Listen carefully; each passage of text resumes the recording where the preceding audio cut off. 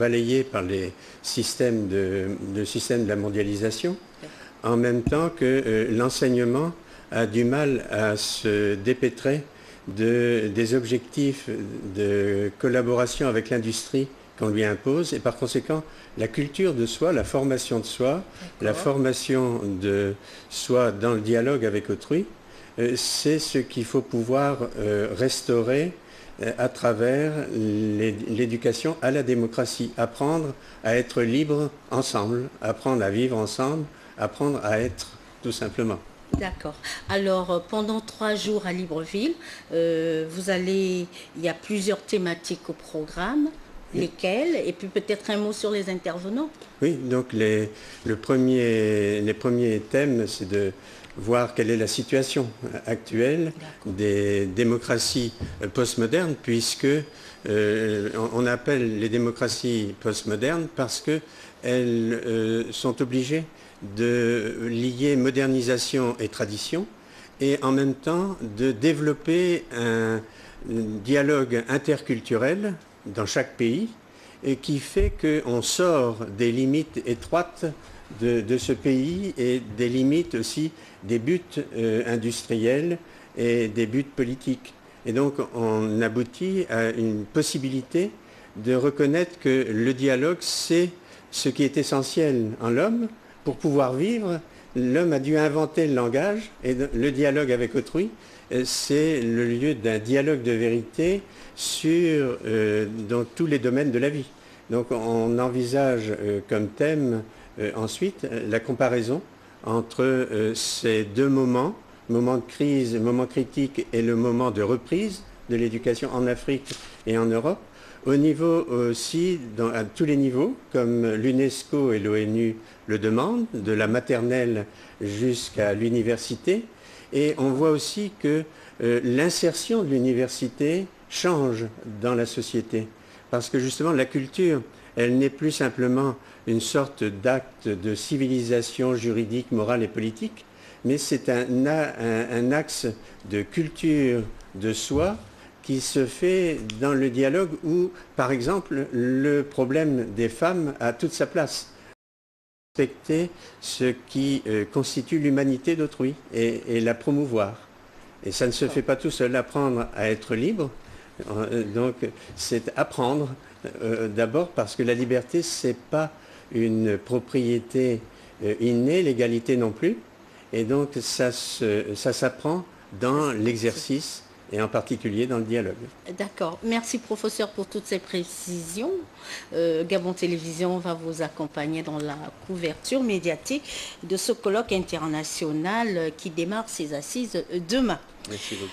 Après Makokou dans le Goué-Ivindo, le ministre délégué à l'habitat et le directeur général de la SNI se sont rendus à Port-Gentil dans le Goué maritime où 967 villas et appartements sociaux seront construits dans le cadre du volet habitat du plan stratégique Gabon émergent sur place Edgar Djembi Doukaga Victor Mundunga. Port-Gentil, une des 9 villes provinciales retenues pour accueillir dans le cadre du volet habitat du plan stratégique Gabon émergent près de 1000 des 3800 logements et appartements sociaux prévus au niveau national. Port-Gentil, c'est 967 logements, c'est-à-dire appartements et logements plein pied. C'est 80 hectares en cours d'aménagement. C'est des travaux lourds, mais vous voyez le terrain, c'est un terrain marécageux. Il y a énormément de purges à faire. La visite de Madame le ministre, la visite de terrain j'entends, est le début de la traduction en acte, n'est-ce pas, de la politique du chef de l'État en matière de logement.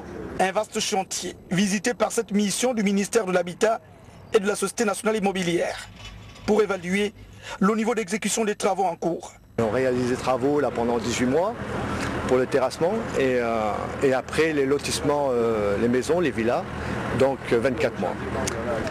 Sur cette opération, donc, la SNI nous a confié donc, la construction de 10 immeubles qui représentent à peu près 140 logements.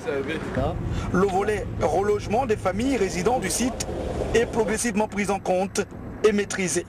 c'est en cours de traitement. Nous allons faire partir les populations. Certaines sont presque déjà parties. Conduire ce projet de logements sociaux à terme apparaît comme un véritable défi pour le gouvernement face aux pesanteurs. C'est un projet qui a un impact socio-économique aussi, parce qu'un tel site, ça crée des emplois. Un tel site permet de sédentariser les communautés. C'est un projet qui va voir le jour. Les Gabonais doivent croire.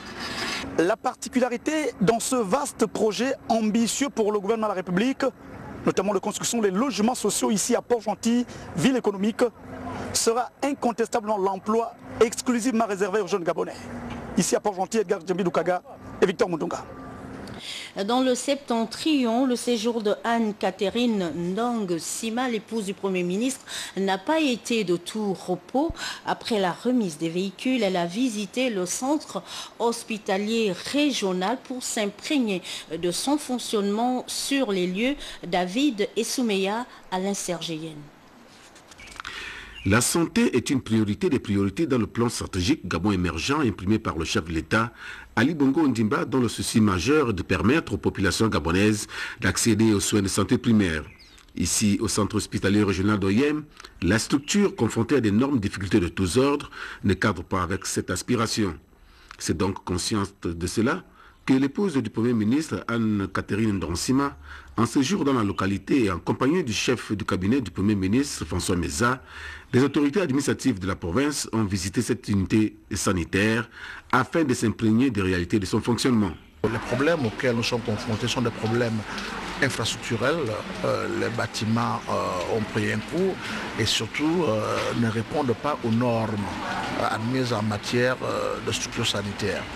Ajouté à cette difficulté-là, il y a des problèmes concernant le plateau technique qui aussi a pris un coup, malgré les efforts faits quand même en 2010 et cette année par les plus autorités de ce pays pour renouveler ce plateau technique, mais il a pris un coup et il est nécessaire, à notre avis, que cet effort se poursuive.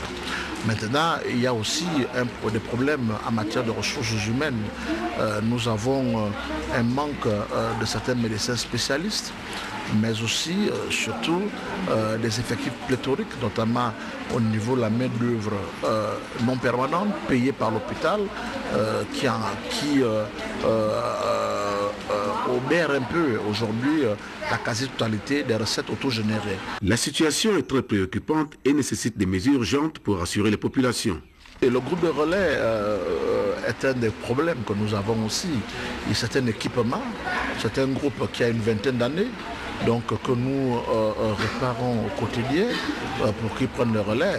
Naturellement, il arrive qu'ils prennent le relais, mais comme c'est un vieux groupe qui mérite d'être changé aujourd'hui, il arrive aussi lors de certaines coupures que ce groupe nous abandonne. Et c'est ça qui arrive deux fois.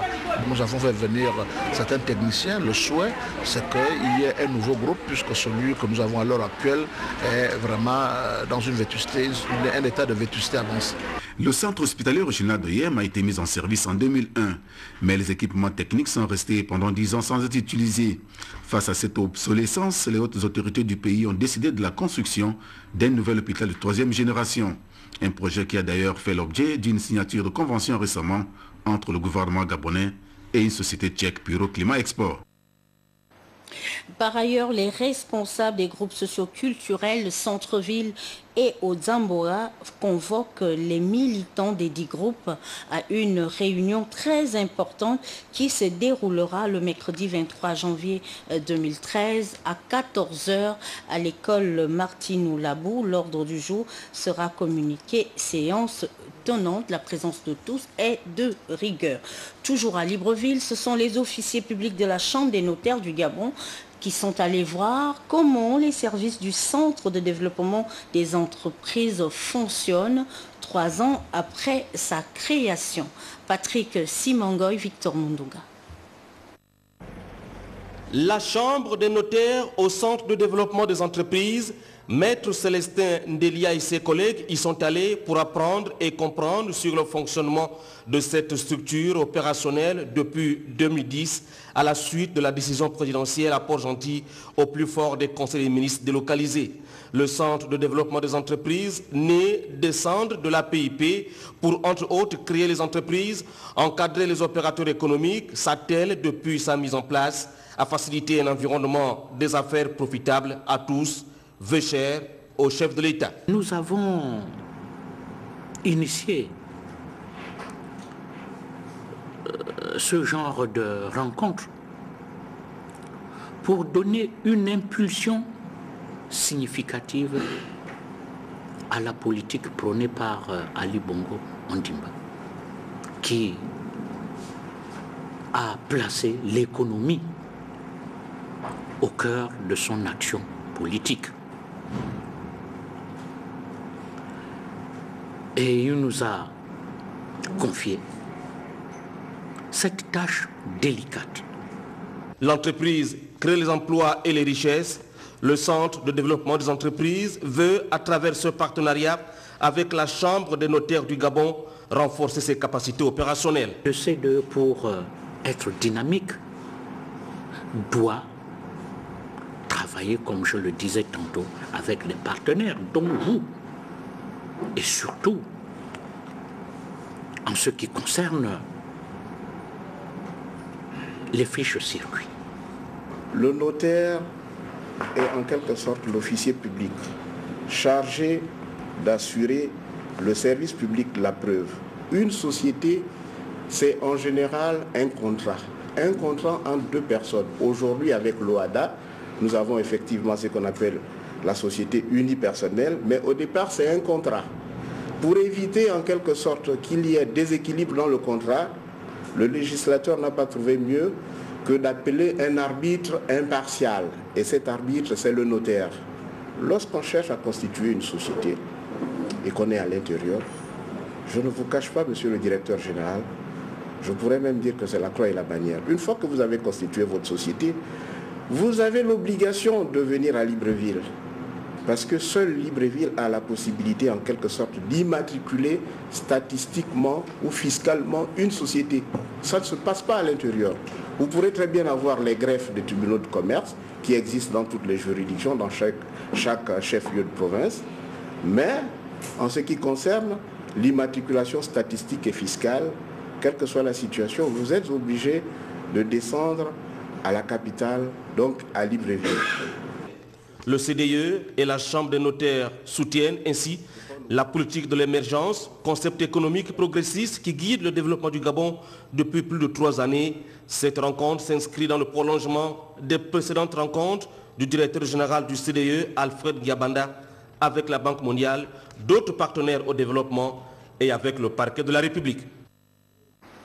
Le ministère en charge de la culture, conformément à ses missions de mise en valeur de la promotion du patrimoine culturel, informe le public que le cycle itinérant de formation professionnelle mis en œuvre depuis 2006 par l'Observatoire des politiques culturelles dans le cadre du programme d'appui au secteur culturel et développement des territoires recrute en 2013 sa 7e promotion. Ce cycle national 2013 de formation professionnelle est ouvert aux élus, aux responsables des collectivités publiques et aux acteurs artistiques et culturels qui œuvrent sur le territoire avec le soutien des politiques publiques. Le cycle s'adresse plus particulièrement à ceux qui souhaitent à la fois prendre du recul sur leurs pratiques, approfondir leurs réflexions, réactualiser leurs connaissances et élargir leur réseau. La date limite de remise des candidatures est fixée au 11 février 2013. Pour plus d'informations, se rapprocher de la direction de la coopération culturelle ou consulter sur Internet les sites suivants: alice-anne jandel@observatoire-culturel.net, www.observatoire-culturel.net. À l'occasion de la célébration du Mawlud Nabi, anniversaire de la naissance du prophète Mohammed, le Conseil supérieur des affaires islamiques du Gabon organise sur toute l'étendue du territoire national une nuit de prière et de recueillement ce mercredi 23 janvier 2013 à partir